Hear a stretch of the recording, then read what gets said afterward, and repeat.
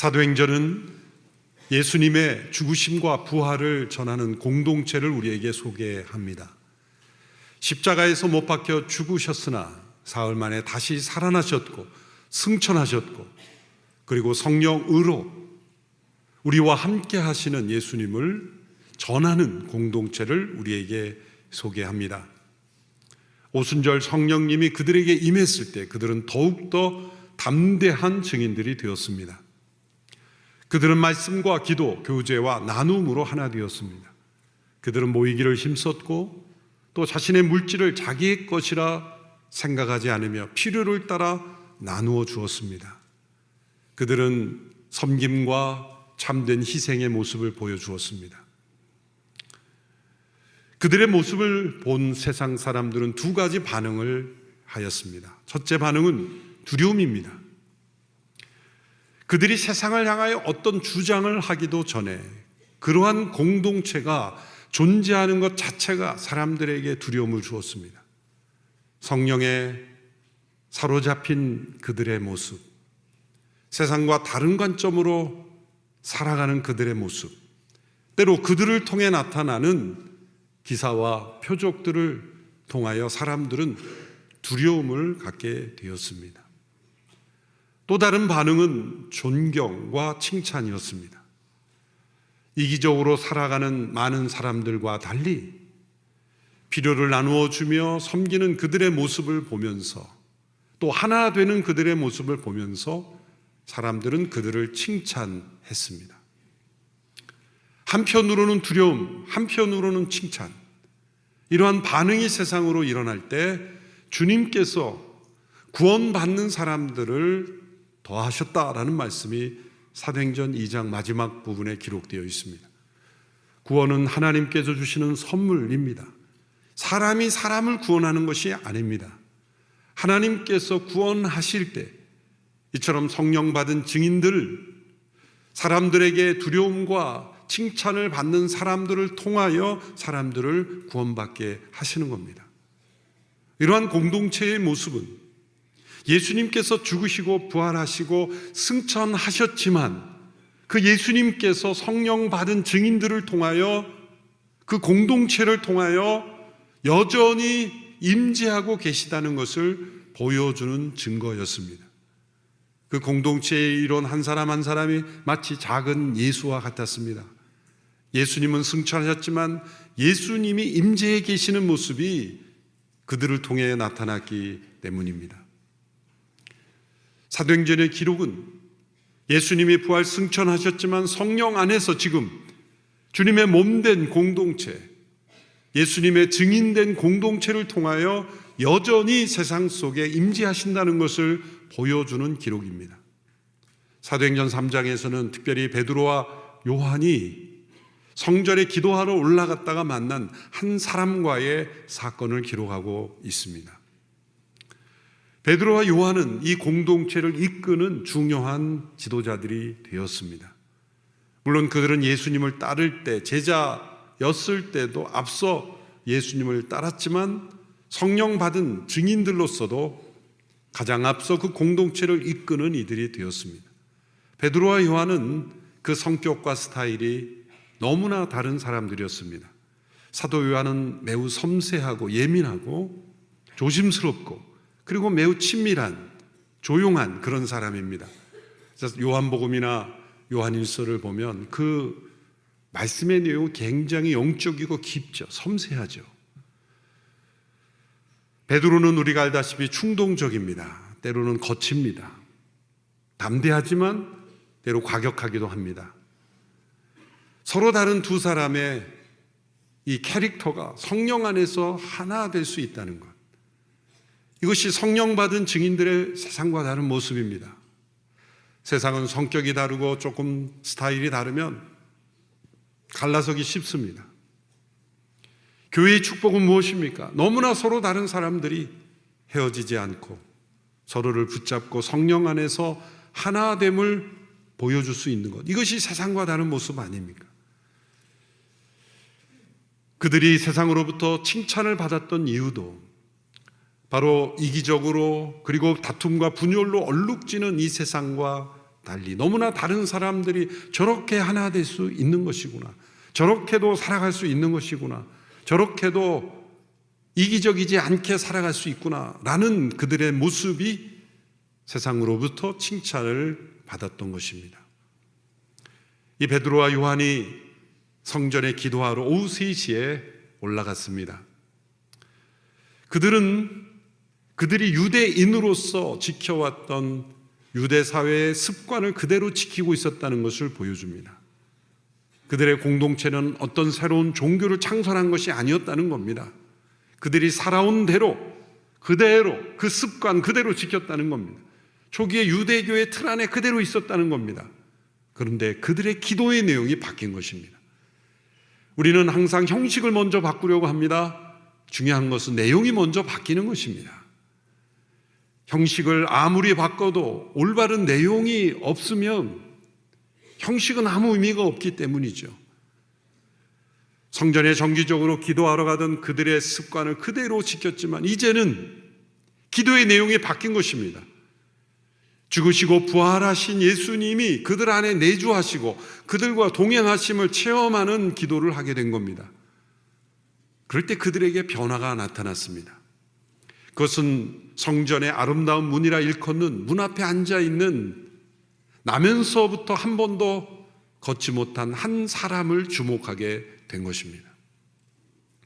성전에는 여러 문이 있었는데 다 공식적인 명칭이 있고 또 별명처럼 붙여지는 명칭이 있습니다. 이 문이 아름다운 문, 또 개역개정에는 미문이라 불리는 것은 공식적인 명칭이 아니라 다른 문보다도 화려했기 때문에 사람들은 아름다운 문, 미문이라고 불려졌던 것 같습니다.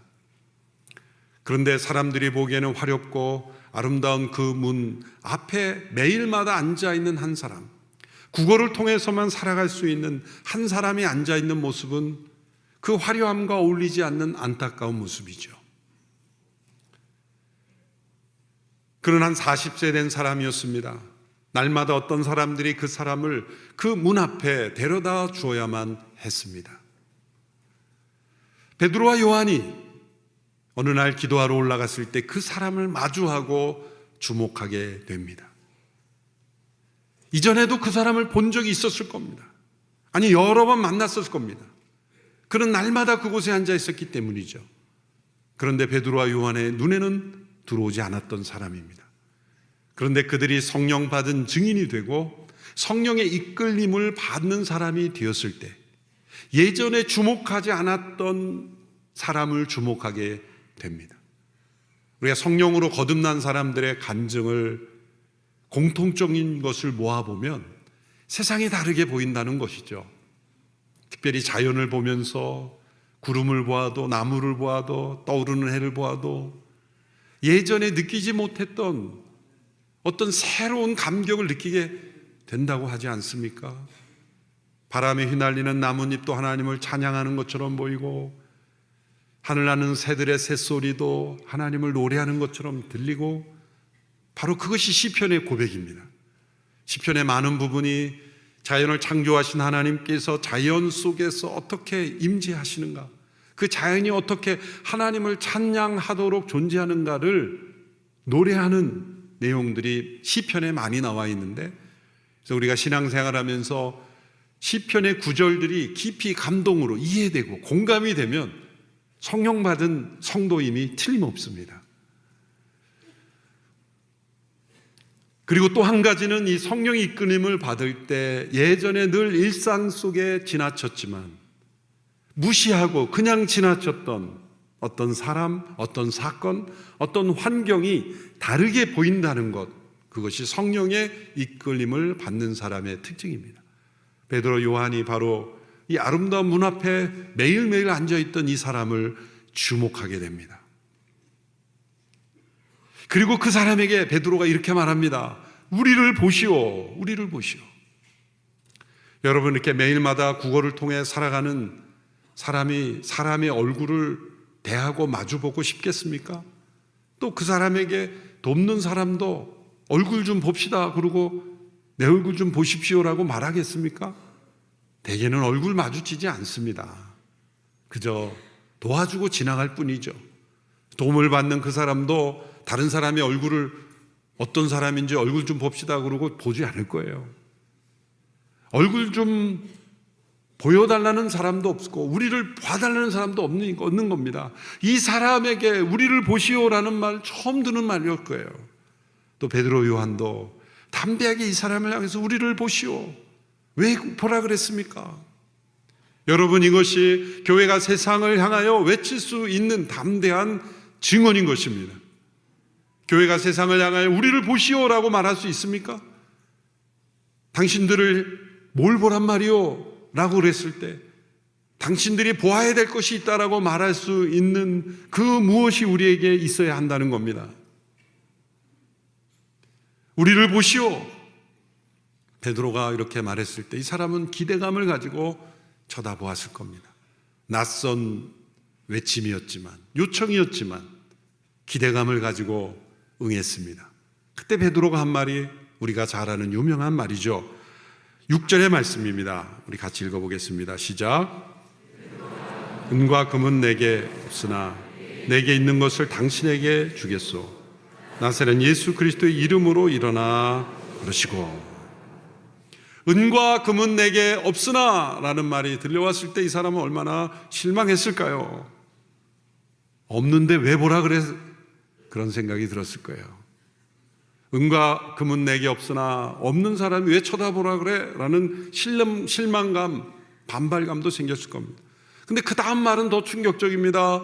나사렛 예수 그리스도의 이름으로 일어나 걸으시오. 태어나면서부터 한 번도 걸어보지 못한 사람이 일어나 걸으라.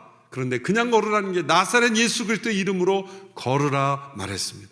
이 사람은 지금 한 번도 걸어보지 못했기에 걷는다는 것이 무엇인지 알지 못하고 나사렛 예수 그리스도의 이름, 그 이름의 의미가 무엇인지도 모르기에 도대체 뭘 어떻게 하란 말인가 당황스러운 가운데 있었을 것입니다.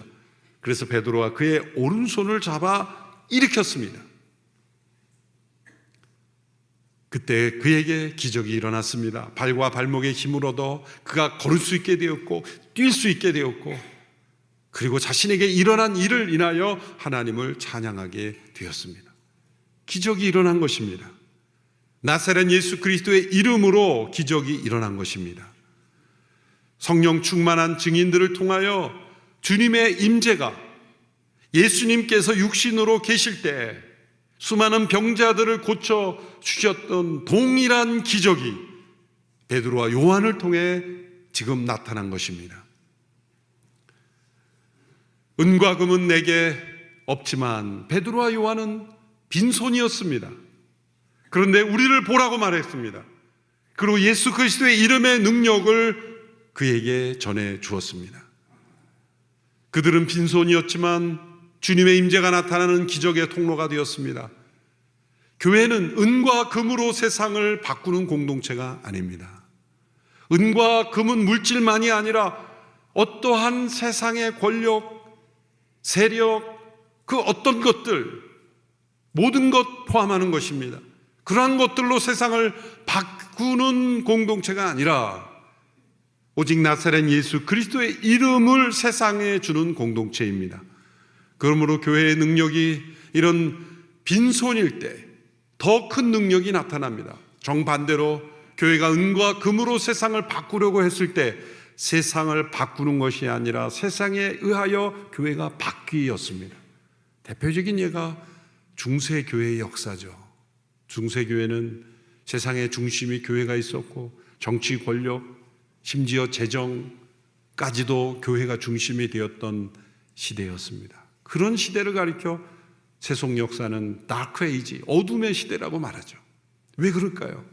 은과 금으로 세상을 바꾸려고 했기 때문입니다. 중세교회 신학자였던 토마스 아퀴나스라는 사람이 당시에 재물이 가장 많았던 교황 중에 하나였던 인노첸시오 2세라는 교황을 방문했을 때 일이라고 알려지고 있습니다. 교황이 이 토마스 아퀴나스에게 이렇게 말했다고 합니다. 여보게, 이제 교회가 은과 금은 내게 없거니와 라고 말하는 시대는 끝났소. 그만큼 재물이 많다는 거죠. 그때 아퀴나스가 이렇게 대답했답니다. 맞습니다, 교황님. 그래서 지금 교회는 나사렛 예수 그리스도의 이름으로 일어나 걸으라고 세상에 말할 수 없게 되었습니다. 교회는 이렇게 예수 그리스도의 이름만을 의지하는 겸손한 빈손일 때 도리어 예수 그리스도의 이름의 능력이 나타났습니다. 오늘 이 시대 교회에 주님의 임재가 나타나지 않는 것은 어쩌면 우리가 예수 그리스도의 이름을 의지하지 않는 우리의 손에 무엇인가 가득 찼기 때문일 겁니다. 우리가 거룩한 빈손이 되어 주님의 이름의 능력만을 의지할 때는 주님의 역사가 오늘 이 시대에도 나타나는 것입니다. 그래서 선교지에는 이런 역사가 나타나는 겁니다. 예수 그리스도의 이름의 능력만이 나타날 수밖에 없는, 가진 것 없고 해줄 수 있는 것이 없을 때 오직 예수 그리스도의 이름의 능력이 나타나는 선교 현장이 많이 있는 것입니다. 예수님은 사도들에게 예수 그리스도의 이름의 능력을 이렇게 부여하셨습니다. 요한복음 14장 12절에서 14절의 말씀입니다. 함께 읽겠습니다. 내가 진실로 진실로 너희에게 말한다. 누구든지 나를 믿는 사람은 내가 하는 일들을 그도 할 것이요 이보다 더 큰 일들도 할 것이다. 그것은 내가 아버지께로 가기 때문이다. 너희가 무엇이든지 내 이름으로 구하면 내가 다 이루어 주겠다. 이는 아들을 통해 아버지께서 영광을 받으시게 하려는 것이다. 너희는 내 이름으로 무엇이든지 구하라. 그러면 내가 다 이루어 주겠다. 이 말씀은 우리가 원하는 것을 목록을 나열하고 나중에 예수님의 서명만 붙이면 다 이루어진다는 그러한 뜻이 아닙니다. 그것은 예수님께서 지금 우리를 통해 하기 원하시는 일, 예수님이시라면 반드시 하셨을 일들, 또 예수님께서 반드시 원하시는 일들을 성령 받은 그리스도의 증인들이 주님의 이름으로 행하고자 할 때 주님은 그 기도에 응답하신다는 것입니다. 예수 그리스도의 이름을 의지하는 이들이 그 이름에 합당한 일을 행하려고 할 때 놀라운 기적을 베푸신다는 겁니다. 이 기적은 베드로와 요한이 일으킨 것이 아니죠. 살아계신 그리스도께서 성령 안에서 그들을 통해 그들의 빈손을 통해 행하신 기적입니다. 여러분, 기적은 자연 법칙을 깨트리는 것이 아닙니다. 자연 법칙이란 정확하게 말하면 자연 속에 임하여 있는 하나님의 법칙이죠. 천지를 창조하신 하나님께서 자연 만물의 법칙의 그 안에 창조하셨죠. 그러나 하나님은 그 법칙에 매이지 않으십니다. 하나님은 그 법칙을 존중하시고 그 법칙을 통해 일하시지만 때로는 그 법칙과 상관없이도 일하실 수 있는 하나님이시기 때문입니다. 사람은 그 법칙을 발견했다고 하지만 인간이 아는 법칙보다 모르는 게 더 많죠. 인간이 아는 질병의 원인보다 알지 못하는 병이 훨씬 많지 않습니까? 해결하는 병보다 해결하지 못하는 병이 너무 많지 않습니까?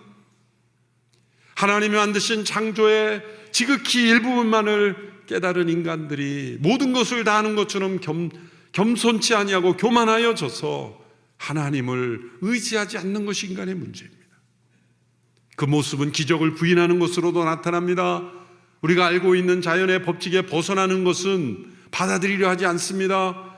그러나 하나님은 자연의 법칙을 통하여서도 일하시며 또한 그것과 상관없이도 일하실 수 있는 하나님이심을 믿습니다.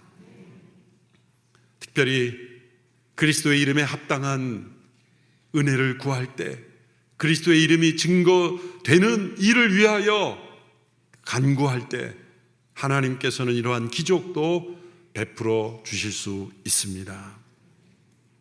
성전문 앞에서 날마다 앉아 구걸하던 이 사람은 자신이 기대하지 않았던 것을 얻게 되었습니다. 그는 돈 한 푼을 기대했겠지만 기대하지 않았던, 그러나 그의 인생에 가장 근본적으로 필요했던 걸을 수 있는 능력을 얻게 되었습니다. 사실 우리가 지금 나에게 가장 필요하다고 생각하는 것들이 실상은 가장 중요한 거, 가장 긴급히 필요한 것이 아니라는 것을 우리는 늘 깨닫습니다. 특별히 고난을 당할 때, 고난 앞에서, 질병 앞에서 우리는 내가 지금 가장 중요한 것이라고 생각했던 것들이 그렇게 중요한 것이 아니구나라는 걸 깨닫습니다. 가장 긴급하고 시급하다고 생각했던 것들이 그렇게 긴급하고 시급한 것이 아니구나라는 것을 우리는 고난을 통해 깨닫습니다. 그것이 고난이 우리에게 주는 하나의 유익입니다. 고난을 속에 깊이 들어가면 나의 인생에 가장 중요하고 가장 긴급한 것이 무엇인지를 깨닫게 됩니다. 그것은 바로 죄와 사망의 문제라는 겁니다. 그런 의미에서 이 사람은 하나님 없이 살아가는 모든 인생의 모습이기도 합니다. 태어나면서부터 걸을 수 없었다는 이 사람의 모습은 태어나면서부터 죄 가운데 태어나 스스로 죄의 문제를 해결하지 못하고 스스로 무기력하고 스스로 이 죄와 사망의 문제 가운데 벗어나지 못하는 무능력한 인간의 모습을 보여주는 것입니다. 이 사람을 돕는 이들이 있었습니다. 장소를 옮겨주는 것이었습니다. 구걸할 수 있도록. 이처럼 우리가 세상으로부터 받는 교육사의 문화를 통해 얻는 그런 도움은 어쩌면 그냥 장소만 옮겨주는 정도의 문제이지 이 사람을 근본적으로 해결해 주는 도움은 아니었습니다. 그러나 예수 그리스도의 이름의 도움은 무엇입니까? 죄와 사망의 문제를 근본적으로 해결해 주는, 이 사람을 하여금 걸을 수 있도록 해주는 것처럼 우리로 하여금 이 죄와 사망으로부터 자유케 되며 죄로부터 자유케 되며 사망을 이기는 그러한 생명의 능력을 우리에게 허락해 주시는 이름, 그것이 예수 그리스도의 이름의 능력입니다. 바로 이것을 얻게 되는 것, 그것이 가장 중요하고 가장 시급하고 가장 근본적인 것 아니겠습니까? 많은 사람들이 교회를 찾을 때 혹은 예수님을 믿는 것이 나의 긴급한 어떤 필요를 채워주는 것이라고 생각할 수 있겠습니다.